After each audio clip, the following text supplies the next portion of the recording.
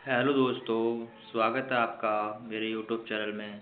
तो भाई लोगों, बीएसएनएल 12 संचायक निबंध से आपकी वैकेंसी आ चुकी है। तो भाई लोगों, आपको फॉर्म अच्छे तरीक़ा से भर लेना है। तो मैं आपको बता दूं आपको कैसे फॉर्म भरना है, कैसे नहीं फॉर्म भरना है, वो आपको मैं वीडियो बनाने में बताने वाला हूं। तो बीएसएनएल की आपकी ये भारत सरकार की एक वैकेंसी है, आपको ये फॉर्म भरना है। तो आप देख सकते हो बहुत बढ़िया वैकेंसी भाई, तो आपका बहुत अपॉर्चुनिटी अच्छी होने वाली है। तो आपको ये भी विशेष रूप से ध्यान देना होगा। चलते हैं नेक्स्ट क्वेश्चन की तरफ। आपको बता देते हैं आपको क्या क्या एलिजिबिलिटी क्राइटेरिया होने वाला है। तो आपका ये नोटिफिकेशन 2026 में आया हुआ है, आपको ये ध्यान रखना है। भारत संचायक निगम बीएसएनएल प्रोफेशनल सीनियर एग्जीक्यूटिव, ये आपकी सीनियर एग्जीक्यूटिव की वैकेंसी, आपको ये ध्यान में रखना होगा। उसके बाद आपको ये सारी डायरेक्ट टेक्निकॉम और फाइनेंशियल की वैकेंसी होती है, ये आपको ये ध्यान में रखना होगा। उसका डेट की बात कर लें, आपकी डेट दी हुई है of state of the online registration, आपको ये 5 2 से स्टार्ट है। उसके बाद आपकी ये रजिस्ट्रेशन एंड आपके 7 3 में आपके होने वाले हैं, आपको ये भी ध्यान में रखना होगा। उसके बाद आपकी ये स्टार्ट ऑफ एप्लीकेशन एडिटिंग, आपको ये करेक्शन डेट है वो आपको ये दी गई है 8 3 से दी हुई है। उसका एप्लीकेशन एडिटिंग आपको ये दी गई है 5 3 तक, आपको ये ध्यान दिए में देना है। आपको 6 या 7 दिन मिलेंगे टाइम। एग्जाम डेट की बात डालें तो आपका 29 3 से एग्जाम डेट है। Date of timing of exam CBT 1 की आपको ये ध्यान में रखना है, CBT 1 की डेट है, आपको ये भी ध्यान में रखना होगा। चलते हैं नेक्स्ट की तरफ। तो उसके बाद आपको बता दूं, तो आपको ये भी ध्यान में रखना होगा। तो आपको ये बढ़िया तरीक़ा से आपको इसका फॉर्म भरना होगा, तो मैं आपको ध्यान में रखना होगा। तो मैं आपको बता देता हूँ आपको कैसे फॉर्म भरना है, सारा इसमें इस वीडियो में मैं आपको समझाने वाला हूँ। तो आपको ये किस टाइप से फॉर्म भरना है, आपको ये इस टाइप से आपको सही तरीक़ा से आपको फॉर्म को वैसे क्यों, तो आपको मैं बता देता हूँ आपको किस टाइप से फॉर्म भरना है, ये आपको सारा इस वीडियो में बताने वाला हूँ। चलते हैं नेक्स्ट की तरफ। तो भाई लोगों, मैं आपको बता रहा हूँ आपको कैसे फॉर्म भरना है, कैसे नहीं फॉर्म भरना है आपको इस वीडियो में। तो आपको सही तरीक़ा से फॉर्म भरना है, आपको ये भी गलती नहीं करनी है, आपको ये ध्यान में रखना होगा। तो आपको सही तरीक़ा से आपका फॉर्म भरना होगा, तभी आपका फॉर्म सबमिट हो पाएगा, वरना सबमिट नहीं हो पाएगा, आपको ये भी ध्यान में रखना होगा। तो आपको मैं बता देता हूँ किस किस के आपको सीनियर, आपको सही तरीक़ा से। तो आपको ये वैकेंसी आपकी सीनियर सेक्रेटरी वैकेंसी 95 14 7 25 9 14, आपको ये कैटेगरी वाइज आपकी वैकेंसी दी हुई है, आपको ये भी आपकी सीनियर एग्जीक्यूटिव की वैकेंसी है ट्रेनर, आपको ये भी ध्यान में रखना होगा। आपको सही तरीक़ा से वैकेंसी को आपको क्लियर देख लेना होगा, तभी आपको फॉर्म भरना है। आपको आधार आप बिना गलती आपको बिना आप किसी फॉर्म भरते हो तो आपका फॉर्म रिजेक्ट होने की संभावना होती है, तो आपको ये भी ध्यान में रखना होगा। उसके बाद में चलते हैं आगे की तरफ, आपको बता देता हूँ। उसका सीनियर सेकेंडरी एग्जीक्यूटिव आपको ये भी ध्यान में रखना है। उसके फाइनेंशियल आपकी ये सारी वैकेंसी आपको कैटेगरी वाइज दी गई है, आपको ये भी ध्यान में रखना होगा। उसके बाद चलते हैं आगे आगे की तरफ। आपको ये आपकी बीएसएनएल की तरफ से मैंने बताया था, आपको बीएसएनएल की तरफ से आपकी वैकेंसी आई हुई, तो आपको ये भी ध्यान में रखना होगा। आपको ये सारे अपॉर्चुनिटी आपको ध्यान में रखना होगा। उसके साथ में बता दूं, under of the professional act 2016 personal back venture disability and the main of the personal, आपको 40% की आपको डिस्काउंट बेनिफिट मिलने वाला है। इसमें आपको सारा आपको इसमें बता दूंगा मैं किस टाइप से फॉर्म भरना है, किस टाइप से नहीं, आपको किस टाइप से आपको क्या क्या मिलने वाला है और क्या क्या आपको अपॉर्चुनिटी और क्या क्या बेनिफिट मिलने वाला है। तो मैं आपको बता रहा हूँ, आपको सही तरीक़ा से फॉर्म भरना है, आपको कोई गलती नहीं करनी है, किस टाइप से आपको बाय मिस्टेक नहीं करनी, तो आपको ये ध्यान रखना है। आपको फॉर्म भरते समय आपको कोई भी गलती नहीं करनी है, अर्थात आप कोई गलती करते हो तो आपका फॉर्म रिजेक्ट हो जाएगा मेरे भाई, तो आपको ये ध्यान में रखना होगा। चलते हैं आपके नेक्स्ट की तरफ। तो आपको मैं ये बता देता हूँ, आपको ये भी ध्यान रखना होगा। आपको OH ये आपकी जितनी भी स्ट्रीम टेक्नोलॉजिकल टेलीकॉम स्ट्रीम, आपको इसमें आपकी फाइनेंशियल और इस सारी आपकी OH आपकी ये वैकेंसी होने वाली है, पोस्ट होने वाली, तो आपको इसी पोस्ट में से आपको एक पोस्ट मिलने वाली है, ये आपको ध्यान में रखना होगा। उसके बाद कुछ इंपॉर्टेंट ट्विस्ट है, आपको ये भी ध्यान में रखना होगा, कुछ कैटेगरी वाइज आपको ये आपको। उसके बाद आगे चलते हैं, आपको मैं बता दूं आपकी सैलरी होना नहीं स्केल पे आपको देना अच्छी खासी सैलरी है। 24,900 से लेके आपकी 50,000 पर ईयर की सैलरी होने वाली है भाई, बहुत बढ़िया वैकेंसी है आपकी ये। 50,000 तक की आपको सैलरी मिलने वाली है, इसमें आप ध्यान से ले सकते हो भाई, बहुत बढ़िया है। आपका ये एलिजिबिलिटी है DA HR सब आपको सीनियर एसक्रिप्ट आपको सब मिल सकता है BSNL की तरफ से, आपको एलिजिबिलिटी भाई बहुत बढ़िया अपॉर्चुनिटी है। आपको इसमें फॉर्म भरना है और गलती नहीं करनी है, आपका 100% सिलेक्शन हो जाएगा, बहुत बढ़िया सैलरी है, आपको ये भी ध्यान में रखना है। बहुत शानदार वैकेंसी होने वाली है, तो आपको ये गलती नहीं करनी है। चलते हैं नेक्स्ट की तरफ। उसके बाद मैं आपको बता रहा हूँ सारी जानकारी। और एलिजिबिलिटी क्राइटेरिया के बारे में बता दूँ। एलिजिबिलिटी क्राइटेरिया क्या है? National only Indian world of eligible of the apply educational qualification apply pass of educational and qualify of the marks respect closing date. आपको ये बता दिया रहा है, आपकी पासिंग मार्क्स सही तरीका से आपके मार्क्स होने चाहिए, आपको सही तरीका से आपकी अच्छी खासी परसेंटेज सही तरीका से होनी चाहिए। उसके बाद आपको ये बता रहा हूँ, आपकी ये कैटेगरी वाइज वैकेंसी है, आपको ये भी ध्यान में रखना होगा। Age calculate maximum 21 years and the 30 years old closing date of the application upper of the relationship. आपको ये ध्यान में रखना है। कैटेगरी वाइज आपकी पोस्ट आएगी यूनिवर्सल ओबीसी सीएल, आपको यूआर की 30 ईयर्स होनी चाहिए। उसकी ओबीसी एनसीएल की 33, ओबीसी एससी 35 वर्ष। उसके बाद आपको ये पीडब्ल्यूडी की उसके बाद 40 ईयर आपको ये भी चीज दी गई है। उसके बाद मैं बता दूँ पीडब्ल्यू आपकी सारी ये वैकेंसी उस टाइप की दी गई है। 45 वर्ष आपकी जो टोटल आयु है 45 वर्ष आपकी होनी चाहिए इसमें, तभी आप फॉर्म मतलब आपकी लास्ट 21 से 45 वर्ष के करीब आपकी होनी चाहिए। Birth of the credit of the mark आपकी डेट ऑफ बर्थ कैलकुलेट होगी, वो आपकी universal and the multiplication of the certificate living आपकी हाई स्कूल की मार्कशीट के अकॉर्डिंग आपके साथ डेट ऑफ बर्थ प्रॉपर होना चाहिए। आप सारा डाटा उसके बाद आपको candidate of speak of the application of J आपकी ये एसटी की आपको ये आपका एनसीएल आपको सर्टिफिकेट होना चाहिए, आपको ये बता दिया जा रहा है। उसके बाद आपका ये बता दिया जा रहा है आपको एक caste certificate recording of the ST/NCL village of the student candidate और skill and the revision of the debate and upload levented by the government timing of the registration submitted by time of the consent performance rules and the personal OBC और NCL. आपको जो certificate है मैं बता रहा हूँ, आपका certificate होना चाहिए, सेंट्रल का सर्टिफिकेट होना चाहिए इसमें, केंद्र का। उसके बाद आपको जो भी आप बनवा रहे हो कास्ट सर्टिफिकेट वो भी वैलिड सर्टिफिकेट होना चाहिए। उसके बाद आपको जो बना हुआ सर्टिफिकेट हो जाए तहसील द्वारा और चीफ मिनिस्टर आपका जो होता है सेक्रेटरी उसके द्वारा बना हुआ होना चाहिए। आप एसडीएम से बनवा सकते हो, बहुत बढ़िया बात है। एसडीएम हो गया, आपका मजिस्ट्रेट हो गया, आपको जो भी है कलेक्टर हो गया, उससे आप बनवा सकते हो। इससे बेटर आपका कोई नहीं होगा, बहुत बढ़िया है आपका, यही मैं तक बता रहा हूँ आपको, तो ये भी ध्यान रखना होगा। चलते हैं नेक्स्ट की तरफ। आपको ये बता रहा है इसमें OBC NCL certificate consent of the तारीख को आप दिखा रहा है 1/1/2025 complete the authority of the certificate most content date the closing with the M of the central government. आपको जो है आपकी 1 तारीख से 1/4/2025 से आपका पहले का होना चाहिए अर्थात बाद में का नहीं चलेगा, इसमें ये बता रहा है इसमें। चलते हैं नेक्स्ट की तरफ। Candidate speaking of the revision EWS upload the relevant certificate income and the asset certificate issue of the computer authority by the timing registration of the authority percent of the format by complete government of the magistrate of system then future of the certificate and changes of the. आपको ये बता रहा है आपका जो EWS के site है आपको उनका सर्टिफिकेट भी कंपलसरी बढ़िया और कंप्यूटर अथॉरिटी वाला होना चाहिए, कंप्यूटर का बना हुआ होना चाहिए। उसके बाद बता दूँ आपको गवर्नमेंट अथॉरिटी के द्वारा आपको वैलिड होना चाहिए, तभी आपका इसमें मान्य होगा अर्थात मान्य नहीं होगा, इसमें बता रहा है। आपको सिलेक्शन प्रोसेस के बारे में आपको बता रहा हूँ, ये भी आपको ध्यान में रखना होगा।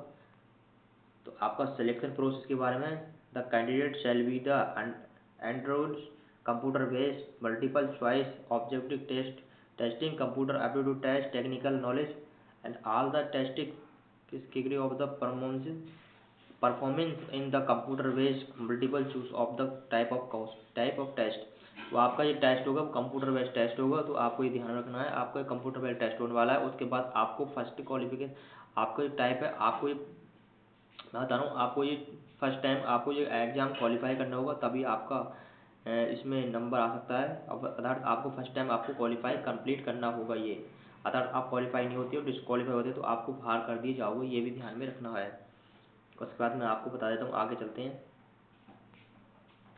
One the number of the section and the exams authority sorry reason of the normalization and on the should be awarded. आपको ये ध्यान में रखना है, आपको कुछ नॉर्मलाइजेशन मिलेगा, उसमें दिक्कत वाली बात नहीं है। Selected candidate and the most of the merit list or go to document verification and the venue of the verification amended all the why will be candidate of the issue of the eligibility consent condition with of the formation and the why special आपको ये भी ध्यान में रखना है, जो भी candidate selected होते हैं तो उसकी मेरिट लिस्ट में नाम आता है, तो उसके बाद आपको डॉक्यूमेंट वेरिफिकेशन दिलवानी है। डॉक्यूमेंट वेरिफिकेशन के लिए आपको जाना होगा, उसके बाद आपको क्लियरली अच्छी तरीक़ा से आपकी ज्वाइनिंग हो जाएगी, कोई दिक्कत वाली बात नहीं है, आपको दिक्कत नहीं होने वाली है, तो आपको ये भी ध्यान में रखना होगा। Department of candidate of the government and not giving of the consider any respect of the matter of the selection, कोई दिक्कत नहीं होनी चाहिए आपके। उसके बाद आपका सही तरीक़ा से कोई मैटर नहीं होना चाहिए। उसके बाद आपको बता देता हूँ, आपका ज्वाइनिंग हो जाएगी, कोई दिक्कत वाली बात नहीं है। आपको selected candidate of the BSNL accept appointment of the selected candidate subject by passing company medical exams standard of the BSL, तो आपको बता दिया जा रहा है, आपको जो एग्ज़ाम होगा कंपनी द्वारा आपका वहीं पर करवा लिया जाएगा। चलते हैं नेक्स्ट की तरफ। उसके बाद आपको कुछ मैं इंपॉर्टेंट फैक्ट बता दूँ, आपको इस फ्यूचर के बारे में जो कुछ इंपॉर्टेंट फैक्ट पढ़ लेना। Scheme of the exam syllabus के बारे में बता दूँ मैं। Choose the multiple MCQ average of the timing of the एक्सो, मतलब आपको 2 घंटे टाइमिंग मिलने वाली है, इसमें कंप्यूटर बेस्ड टेस्ट होगा आपका, कोई दिक्कत वाली बात नहीं है।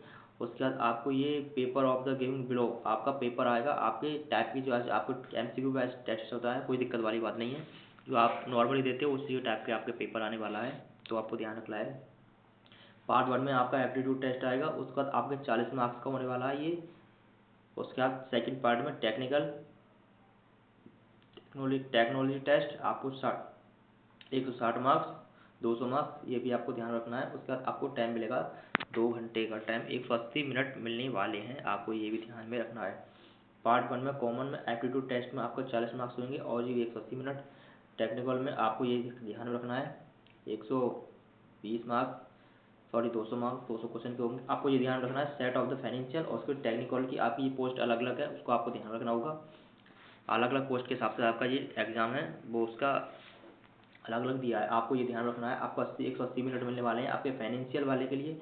उसके बाद आपको ये ध्यान में रखना है मार्क्स ऑफ मेरिट लिस्ट, आपको क्वालिफाई मार्क्स हो गए उसके अनुसार पर आपकी मेरिट लिस्ट बनने वाली है। उसके बाद आपको ध्यान रखना है आपकी नेगेटिव मार्किंग है 0.5 की मार्किंग है। उसके बाद आपको पासिंग मार्क्स हैं 40% आपके पास, और ST ST के लिए आपको अलग अलग आपको दिया गया है 30%, आपको ये ध्यान रखना होगा। उसके बाद चलते हैं नेक्स्ट की तरफ। पार्ट 1 को आपको करना होगा common of the final merit list will be the passage of the part second, आपको अच्छी तरीके से आप क्वालिफाई मार्क्स हो जाते हैं तो आपका मेरिट लिस्ट में नाम आ जाएगा। उसके बाद आपको सिलेक्शन के लिए ज्वाइनिंग लेटर के जरिए आपको दिलवा दिया जाएगा। उसके बाद आपको इसमें टेक्निकल नॉलेज दी जाएगी, कुछ ट्रेनिंग होगी आपकी। उसके बाद आपकी मेरिट लिस्ट आती है, उसमें मेरिट लिस्ट में नाम आने के बाद आपको डॉक्यूमेंट वेरिफिकेशन के लिए भेज दिया जाएगा। उसके बाद आपका मेडिकल होगा। उसके बाद आपको देखते हैं आगे के लिए प्रोसेस क्या है, आपको मैं बताने वाला हूँ। आपको bond training of the promotion आपको इसमें होने वाला है। कैंडिडेट ऑल भी NCL 5 ईयर आपकी ट्रेनिंग होगी और NCL भी ये आपकी होने वाली है, यह भी आपको ध्यान में रखना है। All the senior executive training दी are the bond of the 2 year, आपकी ये ट्रेनिंग होगी 13 वीक और 26 वीक की आपकी ट्रेनिंग होने वाली है, आपको ध्यान में रखना होगा। ये भी है, आपको ये बता रहा है career processing successful of the compliance का promotion set of the drop, आपको ये बता रहा है उसमें सीनियर आपको स्केल पे होने वाला है 3 स्केल पे होगा आपका, बढ़िया तरीका से आपको मिलने वाला है। आपकी 4 प्लेस होगा आप, और उसकी वैकेंसी आपकी जो है मैनेजमेंट सर्विस 2023 में आई थी, वो इसके स्टीम के बारे में बताया गया है इसमें। आपको BSNL की तरफ से आपकी अच्छी खासी वैकेंसी होने वाली है, तो आपको ये भी ध्यान रखना होगा। सेंसिटिविटी आपको ये भी ध्यान रखना है, sensitivity of the candidate way selected appointment and senior secretary training DR passing of the AGM ticket पे, आपको ये भी ध्यान रखना होगा। उसके बाद आपको ये टेलीकॉम और ये आपका रजिस्ट्रेशन फीस के बारे में आपको बता दिया जाए है। ST के आपको ये जनरल के लिए आपको ये उस टाइप की एग्ज़ाम फीस आपको 2,500 फीस है। उसके बाद OBC SC WW 1200 की फीस है आपकी। उसके बाद देखते हैं SC की क्या फीस है इसमें। SC की भी आपको SC ST candidate will pay of the through of the net banking only debit card, आपकी इसमें रुपीज़ आपकी होने वाली मेरे ख्याल से इसमें SC ST की फ़ीस नहीं है, नो फीस है। आपकी ST ST की फ़ीस भी इसमें नहीं है, कोई दिक्कत वाली बात नहीं, नील आपकी फ़ीस होने वाली है, आपको ध्यान रखना होगा। बढ़िया वैकेंसी है भाई SSC के लिए, आपको ध्यान रखना होगा। उसके बाद आपको कुछ डॉक्यूमेंट दिए गए हैं, mobile number, email ID, OTP के लिए आपको वेरिफिकेशन, आपको कुछ इम्पोर्टेंट 20 से 25 KB की आपका पासपोर्ट साइज फ़ोटो होना चाहिए, स्कैनेड कॉपी, आपको ये भी ध्यान रखना है। आपकी 10th मार्क सर्टिफिकेट, आपकी ये birth verification of the date of birth के लिए, डिग्री सर्टिफिकेट क्वालिफिकेशन, आपको ये कंसिस्ट ऑफ द मार्कशीट और का आपको वैलिड डॉक्यूमेंट होना चाहिए कुछ एक, इसमें वोटर ID, आधार कार्ड जैसा भी है आपका। उसके बाद कैटेगरी वाइज आपकी कंप्लीट दी गई है, मेडिकल सर्टिफिकेट दी गया है, उसके बाद आपको एडिटिंग विंडो दी गई जाएगी 7 दिन के लिए। आपके अगर आप फॉर्म भरते समय आपको कोई दिक्कत आती है तो आपको 7 दिन के लिए एडिटिंग दे दिया जाएगा, संशोधन कर सकते हो। उसके बाद मैं तो आपको ये कहता हूँ फर्स्ट टाइम में आप बढ़िया से फॉर्म भरो, कोई दिक्कत वाली बात नहीं है, आपको कोई गलती नहीं करनी, जल्दीबाजी बंद नहीं करनी है, सही तरीका से फॉर्म भरना है और कोई दिक्कत वाली बात नहीं है। आपको जल्दीबाजी में फॉर्म नहीं भरना है क्योंकि ये नौकरी का सवाल है अपना, तो भाई कोई दिक्कत बात नहीं है। चलते हैं आगे की तरफ। आपको इसमें फाइनली बता दिया है आपको 7 दिन के लिए टाइम दिया जाएगा। उसका आपको ये बता रहा है in case of the multiple applicable of the registration candidate of the last application number of the consist finally employ a department of the public sector undertaking of the according, आपको ये बता दिया है SC ST OBC के लिए condition apply applicant, ये भी आपको ध्यान रखना है। चूज ऑफ द, आपको ये बता दिया है choose of the exam and the 27 cities, आपको ये ध्यान में रखना है। एडमिट कार्ड आपको इसी टाइप का आएगा। आपको मल्टीपल, आपको जो कंप्यूटर टेस्ट मल्टीपल टेस्ट होगा, आपको कोई दिक्कत वाली बात नहीं है। आपको एग्जाम सेंटर BSNL की ऑफिशियल वेबसाइट पर जाना है, अपॉइंटमेंट के लिए आपको पर्सनल दिया जाएगा। चलते ही नेक्स्ट की तरफ। उसके बाद आपको challenging concept of the window after the online exam 5 है, BSNL 5 वर्किंग ऑफ द, ये आपको दी गई है। BSNL charge 15 rupees and question of the answer, आप कोई दिक्कत नहीं है, अगर आपका कोई क्वेश्चन गलत होता है तो आपको 500 रुपये पे करने होंगे। उसके बाद अपना क्वेश्चन चेक कर सकते हो, कोई दिक्कत वाली बात नहीं है। आपको कोई डाउट होता है हाँ मेरा क्वेश्चन ठीक था, तो आपके 500 रुपये डेबिट कार्ड कर ली जाएंगे। उसके बाद आपको आंसर आप चेक कर सकते हो। चलते हैं नेक्स्ट की तरफ।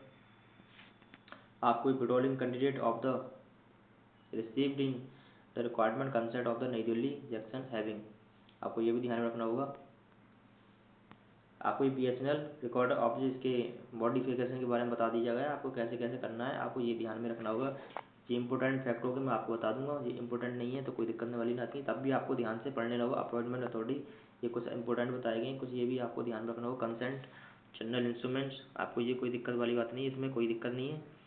आपको तब भी आपको ये कुछ दिखाया गया, registration have been rejected state 1 of the authority of the consent, आपको ये ध्यान रखना है अपना फॉर्म सही तरीके से भरें। अगर कोई दिक्कत आती है फॉर्म में, कोई सिग्नेचर में या फोटो में, तो आपका फॉर्म रिजेक्ट कर दिया जाएगा। अगर आपके वैलिड डॉक्यूमेंट नहीं होते तब भी आपका फॉर्म रिजेक्ट कर दिया जाएगा, ये भी आपको ध्यान में रखना होगा। अब एडमिट कार्ड स्लिप एंड ये आपको सब बताया, print out our registration BSNL answer of the successful of consent, आपको ये ध्यान रखना है। आपको एग्जाम टाइम पर सही तरीके से आपको लेके जाना है। वेरिफिकेशन अपॉइंटमेंट रिसीट, आपको बताया shortlist candidate of the verification के लिए बुलाए जाएंगे, जो भी व्यक्ति शॉर्टलिस्ट होते हैं तो उसमें आपको बुलाए जाएंगे। आपको ये वेबसाइट, आपकी वेबसाइट है www.bsnl.com पर आपको सब जानकारी मिल जाएगी। उसके बाद आपको ये इंपॉर्टेंट फैक्ट भी, ये भी ध्यान में रखना होगा। आप जब भी फॉर्म भरो तो उसका नोटिफिकेशन पूरा फुल तरीका से पढ़ लेना चाहिए, तभी आपको फॉर्म भरना है, आधार फॉर्म नहीं भरना है, आपको ये ध्यान रखना होगा। सारे नोटिफिकेशन का चेकआउट करना चाहिए आपको, तभी आपको जानकारी मिल पाएगी अच्छी तरीक़ा से। बहुत से लोग जानकारी लेने के लिए आपको थोड़े बहुत पढ़ लेते हैं, उसके बाद आपको जानकारी नहीं होती है। मैं आपको बता देता हूँ एजुकेशन के लिए क्या है। एजुकेशन टेलीकॉम ऑपरेटर के लिए आपको electronic telecommunication, electrical, computer base, computer science technology, electrical instrumentation, आपको ये भी ध्यान में रखना है। और commerce commands of the these of the six extent of the branches, आपको भी ध्यान दी गई है। आपको फाइनेंशियल में correcting accountant, cost management authority of the CMA, आपको ये कुछ कुछ पोस्ट है, उसमें कुछ कुछ दी गई हैं इसमें, आपको ये भी ध्यान में रखना होगा। उसका candidate applying of the Indian national slot भी of the under of the second central state of the government Indian of the instrument UGC 1956 should be of the computer based closing of the received of the apply, आपको आपको form भरते समय आपको ये computer वाली ये आपको ये प्रिंट आउट करा लेना है, क्लोजिंग आपको सही तरीक़ा से। और उसके बाद आपको ये नोट दी गई है, आपको ये ध्यान रखना है। आपकी ये परसेंटेज है, आपकी जो डिग्री आपने UGC के अंडर आनी चाहिए 1965 के अंदर, आपको ये बता गया है कंप्यूटर बेस्ड, आपको ये ध्यान रखना होगा। उसके बाद आपको केस CGPA OGPA और CGPA और DGPA आपको ये सारी तरीका letter by grade by degree आपको ये होने चाहिए। उसके बाद ये आपको सारे आपको सही तरीका से भरते समय आपको ये 100% आपको सही तरीका स्केल होने चाहिए। उसके बाद आपको फॉर्म भरते समय वही जानकारी कर लेनी चाहिए। उसके बाद आपको ये स्कीम दी गई है, आपको ये ध्यान रखना है सिलेबस के बारे में। पार्ट 1 के लिए एप्टीट्यूड टेस्ट के लिए quantitative ability, sufficiency, reasoning, analytic, logical, non verbal, reading and compound, आपको ये सब आपका ये सब रीजनिंग का टॉपिक दिया गया है। आपको ये ध्यान रखना है सारे रीजनिंग क्या है, नॉन वर्बल, वर्बल। आपको कुछ बता दूं, basic electronic concept, single single processing, mountains और डिमोन टाउनसन टेक्नोलॉजी, मल्टीपल टेक्निकल। और इस पर आपका ये टेक्निकल कुछ सब्जेक्ट है जो आपके इलेक्ट्रिकल वालों को जो पढ़ने होते हैं, 15 मार्क्स के आएंगे, आपको ये ध्यान रखना है। उसके बाद ये कंप्यूटर वाइज के, कंप्यूटर साइंस के, वायरलेस टेक्नोलॉजी का आपको ये ध्यान रखना है। फाइनेंस, ऑटोमोबाइल सिस्टम और MS with fundamental LTD, fundamental multiple और सिम्बस्टम्स और फंडामेंटल 5G एंड, ये आपको दिया गया है आपके 15, ये भी आपके 15 मार्क्स के हैं, आपको ये ध्यान रखना होगा। आपको ये इंडस्ट्रियल एप्लीकेशन, ये सबको आपको पढ़ना है। नेटवर्क के बारे में, केबल 2G 3G नेटवर्क क्या होता है, आपको ये सारा कंप्यूटर पढ़ना है। और कम मोबाइल रिकॉर्ड, आपको ये सारा आपका इलेक्ट्रिकल वालों के लिए ये होता है, वो उसमें ही दिया हुआ है। उसका जी आपके सारे सब्जेक्ट हैं, आपको ये पढ़ लेने हैं। सत्यता सिस्टम्स ये आपकी सब सब्जेक्ट वाले हैं, आपको ये ध्यान रखना होगा। पायलट टेक्नोलॉजी, आपकी energy switch technical, recording, routing and switching concept, border internet connection, आपको ये सिंगल, ये आपको सब ध्यान में रखना होगा। ये आपके सब्जेक्ट है, आपको ये सारे सब्जेक्ट से आपके ये क्वेश्चन है, 15 क्वेश्चन आपके दिखाई दे रहे हैं। इसी के आंसर आपको 15 क्वेश्चन हर टाइप के 15 क्वेश्चन आपको आने वाले हैं। तो आपको ये टेक्निकल ये आपको ध्यान रखना है, ये आपका सब्जेक्ट है, आपको 15 नंबर इसी में मिलेंगे। आपको ये भी आपको IP डाटा नेटवर्क ये भी ध्यान रखना है, डाटा एलिमेंट। उसके बाद आपको 15 क्वेश्चन इससे आएंगे सारे। IOSO क्या होता है, TCS क्या होता है, ये भी आपको ध्यान रखना है। उसका टाइप ऑफ ये आपके सब दिए हैं, फंडामेंटल IPS, क्लोजिंग सब दिए भी है CS। उसके बाद इमरजेंसी टेक्नोलॉजी आपको दिया है, फंडामेंटल इंटरनेट थिंकिंग और blocking challenge network laws computing, ये आपको दिया है। आपको ये भी 15 नंबर का मार्क्स के 15 मार्क्स के होंगे। और उसके बाद आपको प्रोजेक्ट मैनेजमेंट आपको ये देना है, इंट्रोडक्शन प्रोजेक्ट क्या होता है, उसका ये भी आपके 10 मार्क्स के होंगे, ये आपको ध्यान देना है। उसके बाद आपको syllabus of the technical financial advance accountant, आपको ये दिखाना है, preparation of the finance steps, finance के बारे में आपको 15 क्वेश्चन आएंगे। ये आपका फाइनेंस वाला आपको सब्जेक्ट है, आपको ध्यान रखना है। फाइनेंस के बारे में जो आप करे होंगे उसमें सारे सब्जेक्ट दिए होंगे आपके। अकाउंटेंट के बारे में जो आपको बताया गया है, इसमें सारे जो आपको सब्जेक्ट है इसमें दिए गए हैं। जो आपने जिस व्यक्ति ने आपको फाइनेंस के बारे में MBA किया हो, उसका जो आपने पढ़ा हो इलेक्ट्रिसिटी में, उसके बारे में टैक्स रूल्स आपको ये पता होना चाहिए। GST के बारे में लॉ आपको टैक्स क्या होता है, आपको इसमें 15 क्वेश्चन आएंगे इसमें से। पोस्ट अकाउंटिंग आपको ये ध्यान रखना है, 15 मार्क्स इसके आएंगे। आपने फाइनेंस स्टेटमेंट आपको ध्यान में रखना है, फाइनेंस स्टेटमेंट क्या होता है, इसमें से 15 क्वेश्चन आएंगे जो आपने इसमें पढ़ा होगा। बोल्डिंग टैंकिंग आपको सारे ये internet costing, in charge finance management, proposing techniques, आपको इसमें सारे क्वेश्चन आने वाले हैं। तो ये भी आपके 15 क्वेश्चन आने वाले हैं। तो मैं आपको बता दूं, और उसके बाद आपको ये करप्टिंग अदर आपको ये भी आपको सब अपॉइंटमेंट, उसके 15 क्वेश्चन आपको ये वाले आने वाले हैं इसमें के। और आडोडिंग आपको ये audit concept, internet control, engagement standard, documental और risk and unnecessary internet control, fraud and the responsibility authority audience this record, आपको इस सारे देंगे 15 क्वेश्चन आपको दिए जाएंगे। इस सारा आपका ये टेक्निकल वाला सब्जेक्ट है, आपका जो MPUMB में जो करता है उसमें आपके सारे सब्जेक्ट दिए गए हैं, आपको ये ध्यान रखना होगा।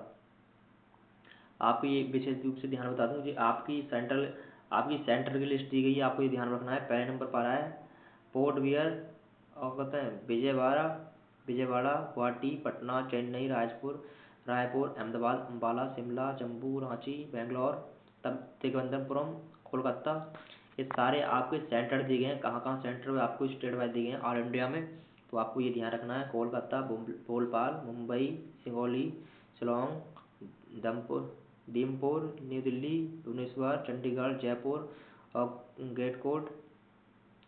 गनकोट आपको दिया है। हैदराबाद, लखनऊ, मेरठ, देहरादून, आपको ये सारे सेंटर आपको दिए हैं, ये सारे आपके 27 सेंटर हैं, आपको ये ध्यान रखना है। आपको ये सारे सेंटर 27 वाले, आपके 27 सेंटर होने वाले हैं। आपको कौन सा चूज़ करना है, आपको ये ध्यान रखना होगा। आप जिस स्टेट में रहते हो उसी स्टेट में आपको ये दिया गया, ये अथॉरिटी के अनुसार दिए गए न्यू दिल्ली के, आपको ये ध्यान रखना होगा। उसके बाद आपको मैं बता दूं जी, आपका कुछ सर्टिफिकेट हैं, आपको ये ध्यान रखना होगा।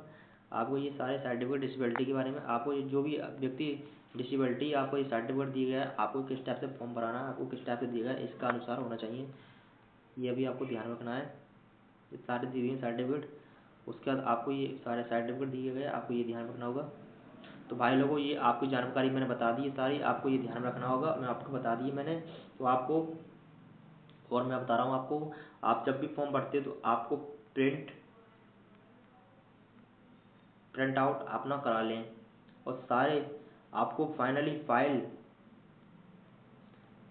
डॉक्यूमेंट, आपको ये सब डॉक्यूमेंट अपने फाइल में रख लेने होंगे। सारे डॉक्यूमेंट मैं आपको बता रहा हूँ, आपको सारे डॉक्यूमेंट में आपको रख लेने होंगे। सारे डॉक्यूमेंट आपको बताने वाला हूँ।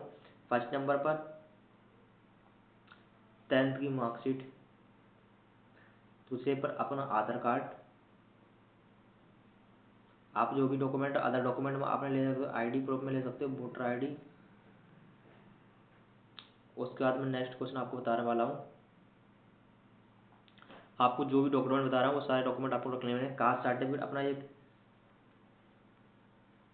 कास्ट सर्टिफिकेट एसटी और एससी वाले, ओबीसी वाले के लिए भी आपको ओबीसी वाले भी आप ले सकते हो। एनसीएल सर्टिफिकेट अपना, आपको ये ध्यान रखना होगा। और वो जी आपको यूआर से हैं, आपको कोई दिक्कत वाली बात नहीं, आपको कोई सर्टिफिकेट नहीं लगने वाला, आपको ये ध्यान रखना है। नो सर्टिफिकेट, आपको ये ध्यान रखना होगा। उसके बाद EWX वाले जो भी हैं, आपके EWX वाले अपने आपको ओरिजिनल डॉक्यूमेंट के रख लेने होंगे। उसके बाद आप, मैं बता दे रहा हूँ आपको, आपने जो भी आपने हाई स्कूल इंटरमीडिएट करा है, आपको सारे डॉक्यूमेंट अपने अच्छी तरीक़ा से रखना है, आपको ये ध्यान में रखना होगा। और अच्छी तरीक़ा से आपको, सही तरीक़ा से आपको फॉर्म भरने के बाद आपको प्रिंट आउट करा लेना है, तभी आपको फॉर्म भरना है। तो भाई वीडियो अच्छी लगे तो लाइक करना, चैनल को सब्सक्राइब कर लेना भाई लोगों, और जानकारी अच्छी लगे तो कमेंट में बताना क्या क्या दिक्कत आने वाली है। और फॉर्म नहीं भरना पा रहे हो तो आपको मैसेज में कमेंट में लिख देना है कैसे फॉर्म भरना है, तो मैं आपको सारी जानकारी बता दूंगा। तो भाई जय हिंद जय भारत, भाई फॉर्म जरूर भरना।